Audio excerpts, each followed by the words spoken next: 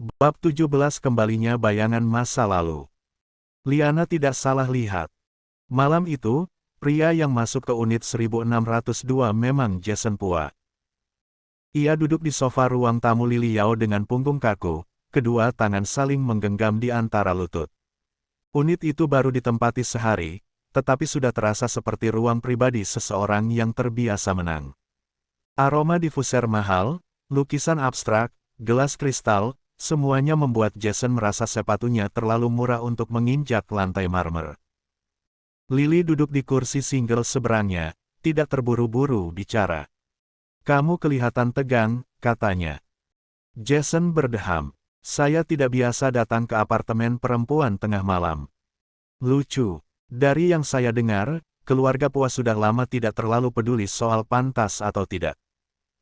Wajah Jason berubah. Lily tersenyum tipis. "Tenang, saya tidak memanggilmu untuk menghakimi kehidupan pribadi papamu. Kalau begitu ibu panggil saya untuk apa?" Lily mengambil sebuah amplop tipis dari meja. Ia tidak langsung memberikannya, hanya menaruhnya di antara mereka. "Saya butuh informasi." Jason menatap amplop itu. "Informasi apa?"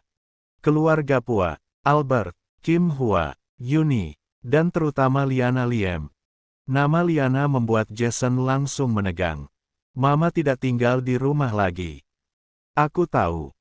Jason sadar ia baru saja menyebut Liana sebagai mama di depan orang luar. Ia menelan ludah, lalu memperbaiki posisi duduk. "Kalau ibu ingin tahu tentang mama, tanya saja langsung. Saya tidak mau ikut campur." 2 miliar rupiah. Kalimat Lily jatuh pelan. Jason membeku. "Apa? 2 miliar rupiah, ulang Lily. "Bukan untuk pekerjaan sulit. Kamu cukup memberi saya kabar. Siapa datang ke rumah Pua? Apa yang Albert bicarakan? Apa yang Kim Hua simpan? Kalau ada kabar tentang Liana, kirimkan juga." Jason tertawa pendek, tetapi suaranya kering. "Ibu pikir saya bisa dibeli? Semua orang punya harga. Bedanya, ada yang belum pernah ditanya dengan angka yang tepat. Saya anak keluarga Pua." "Anak?" Lily memiringkan kepala. "Menarik. Mereka memperlakukanmu seperti anak." Jason membuka mulut, lalu menutupnya lagi. Di rumah itu, ia memang dipanggil anak.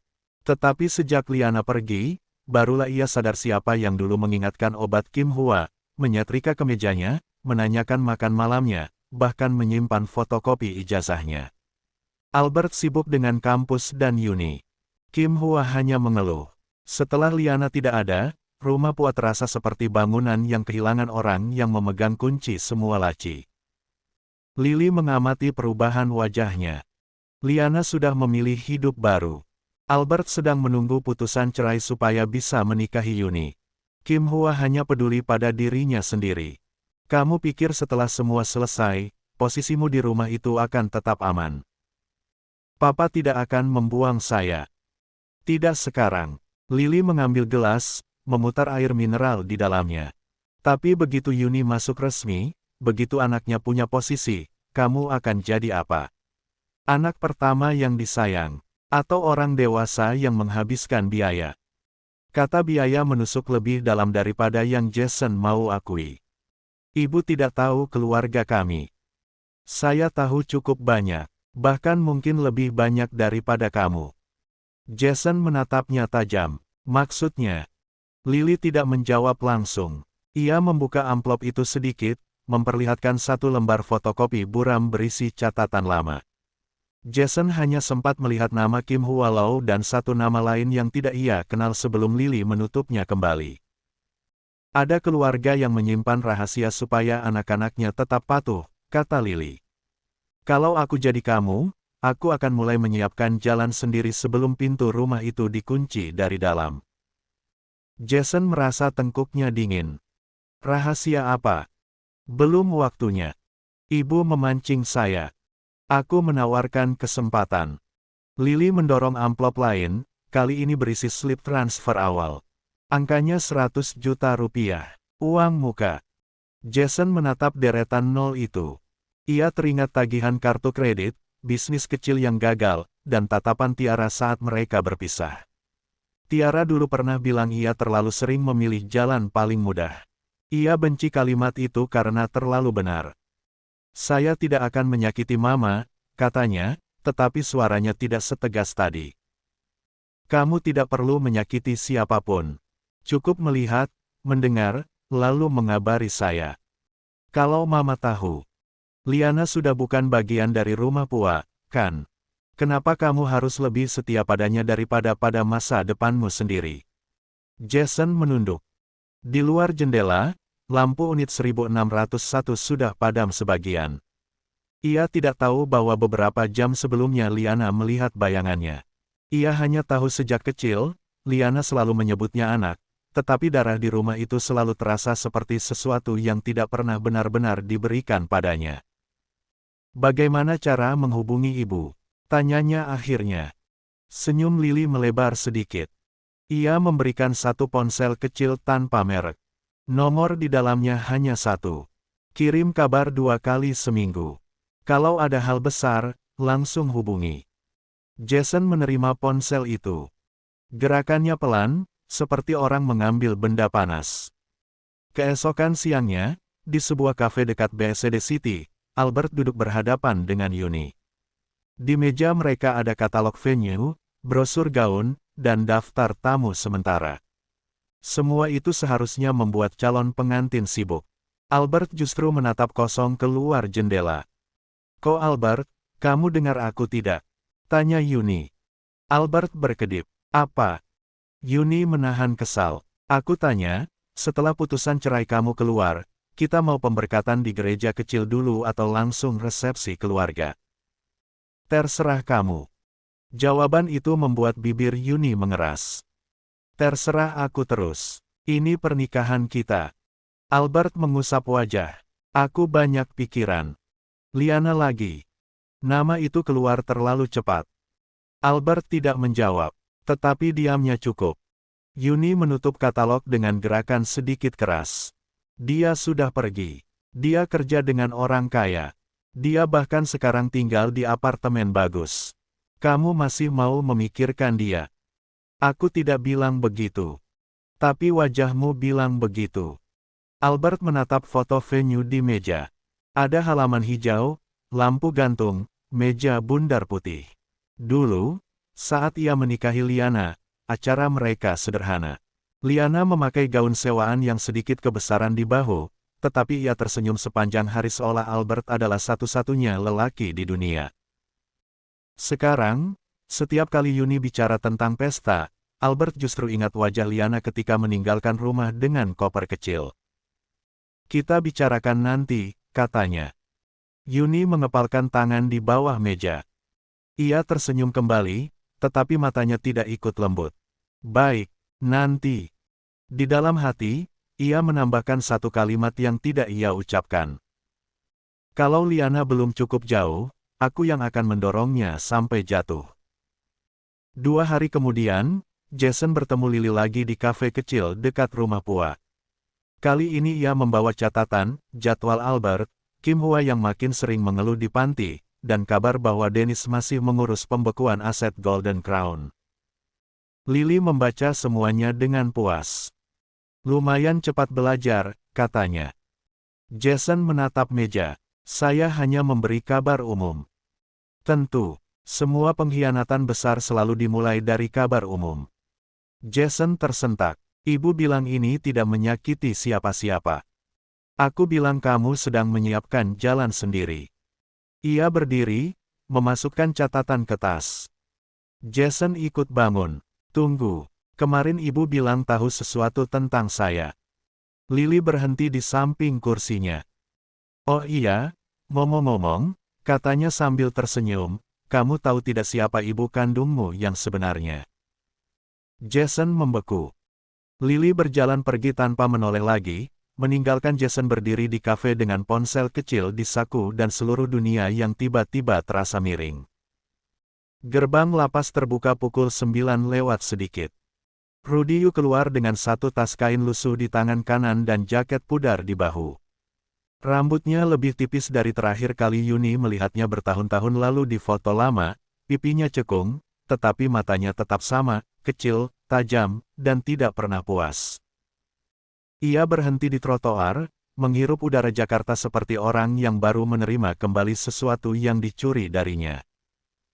Di seberang jalan, warung kopi sudah ramai oleh sopir ojek online dan keluarga napi yang menunggu jemputan. Tidak ada siapapun menunggu Rudy. Ia tertawa sendiri. Tidak apa-apa, gumamnya. Nanti juga ada yang datang kalau dipanggil. Ponsel murah yang ia beli dari seorang kenalan penjaga bergetar setelah SIM card baru masuk. Nomor lama yang ia hafal di kepala selama bertahun-tahun masih aktif. Ia mengetik pesan pertama tanpa salam. Yuni, aku keluar. Balasan datang hampir 2 menit kemudian. Siapa ini? Rudy tersenyum, memperlihatkan gigi yang menguning. Masa lupa sama bapak anakmu sendiri? Di apartemen Golden Crown, Yuni yang sedang mencoba gaun pesta langsung menjatuhkan ponsel ke lantai. Penjahit yang sedang menahan jarum di pinggangnya terkejut. Bu Yuni. Tidak apa-apa. Yuni memaksa senyum. Jarumnya kena kulit sedikit. Padahal bukan jarum yang membuat darahnya dingin. Rudy.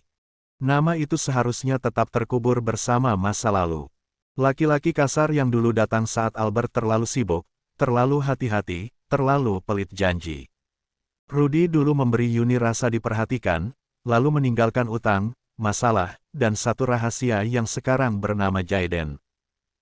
Jayden yang selama ini memanggil Albert Papa. Yuni mengambil ponsel dengan tangan gemetar. Pesan berikutnya masuk. Malam ini, aku kasih lokasi. Datang sendiri. Kalau tidak, aku cari Albert. Yuni menutup mata.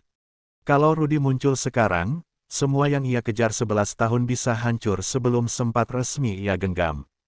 Status calon istri Albert, pesta yang sedang ia atur, rumah Pua yang sebentar lagi bisa ia masuki tanpa sembunyi, semuanya tergantung pada satu kebohongan yang tidak boleh retak. Ponselnya bergetar lagi, kali ini bukan dari Rudy. Jayden mengirim voice note dari rumah les. Mama, nanti Papa Albert datang ke fitting jas aku nggak? Kata Mama nanti aku juga pakai jas kecil waktu acara. Suara anak itu masih ringan, tidak tahu bahwa satu kata, Papa, sedang ditarik dari dua arah oleh dua laki-laki yang sama-sama bisa menghancurkan hidupnya. Yuni menekan ponsel ke dada. Untuk pertama kalinya hari itu, rasa takutnya bukan hanya soal status dan pesta. Kalau Rudy membuka mulut, Jayden juga akan hancur. Dan Yuni tidak akan membiarkan siapapun mengambil anak itu darinya. Malam itu, hujan tipis turun di Jakarta Timur. Yuni memarkir mobilnya di belakang sebuah hotel melati yang lampu neonnya berkedip.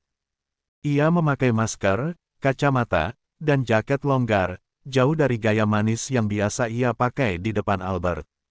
Setiap langkah ke lorong sempit hotel itu membuat perutnya mual. Rudy menunggu di kamar lantai 2. Begitu pintu tertutup, ia tertawa pendek. Masih wangi mahal ya, cocok jadi istri profesor. Jangan keras-keras, desis Yuni. Takut. Aku jijik. Rudy mendekat setengah langkah. Bau rokok lama dan sabun murah menempel di tubuhnya. Dulu kamu tidak jijik waktu butuh orang yang bisa dengar tangisanmu. Yuni menahan diri untuk tidak menamparnya. Mau apa? Uang. Aku sudah duga. Kalau sudah duga, harusnya bawa. Yuni membuka tas kecilnya dan mengeluarkan amplop. 50 juta. Ambil, lalu pergi dari Jakarta. Rudy melihat amplop itu, lalu tertawa lebih keras. Kamu kira aku baru keluar dari lapas lalu langsung jadi bodoh. 50 juta untuk rahasia sebesar Jayden. Wajah Yuni memucat. Jangan sebut namanya. Kenapa? Anak itu darahku juga. Dia bukan anakmu. Rudy menatapnya dengan senyum miring. Kalau begitu, kenapa kamu gemetar? Yuni menelan ludah. Albert percaya Jayden anaknya. Selama ini tidak ada masalah. Jangan datang merusak. Justru karena Albert percaya, harga rahasianya lebih tinggi. Rudy duduk di tepi ranjang, santai seperti kamar sempit itu miliknya. Aku mau 500 juta dulu. Gila kamu. Belum selesai. Ia mengangkat satu jari. Setelah kamu resmi jadi istri profesor itu, aku mau bagian bulanan. Kamu dapat rumah, mobil, uang keluarga Pua. Masa bapak asli anakmu cuma dikasih uang parkir? Yuni menatapnya dengan jijik dan takut bercampur. Kamu tidak pernah jadi bapak. Kamu masuk penjara, aku yang membesarkan Jaiden. Kamu membesarkan dia pakai uang Albert. Rudy mencondongkan tubuh. Jadi kita sama-sama pintar memanfaatkan orang. Kalimat itu menamparkan lebih keras daripada tangan. Yuni ingin berteriak, tetapi lorong hotel tipis. Satu suara keras bisa membuat orang menoleh. Ia meremas amplop di tangannya sampai sudut kertasnya lecek. Aku tidak punya 500 juta sekarang. Cari. Aku sedang menyiapkan pesta. Semua pengeluaran diawasi. Pesta. Mata Rudy berkilat. Nah, itu. Hari pernikahanmu nanti banyak orang kaya, kan? Teman kampus, keluarga Pua, kolega. Kalau aku datang, pasti ramai. Kamu tidak boleh datang. Maka bayar aku. Yuni menarik napas pendek. Aku bisa siapkan 200 juta dalam beberapa hari. Sisanya setelah acara. 300 dulu. 250. Rudy menatapnya lama, lalu tersenyum. Kamu masih jago tawar-menawar. Aku serius, Rudy. Kalau kamu ganggu pernikahanku, kamu tidak dapat apa-apa. Kalau aku diam, aku dapat lebih banyak. Ia berdiri, berjalan mendekat sampai Yuni harus mundur. Tapi ingat, aku bukan anjing yang bisa kamu usir setelah diberi tulang. Yuni membuka pintu dengan tangan kaku. Sebelum ia keluar, Rudy berkata lagi, salam buat Jaiden. Bilang bapaknya sudah pulang. Yuni menoleh, matanya menyala.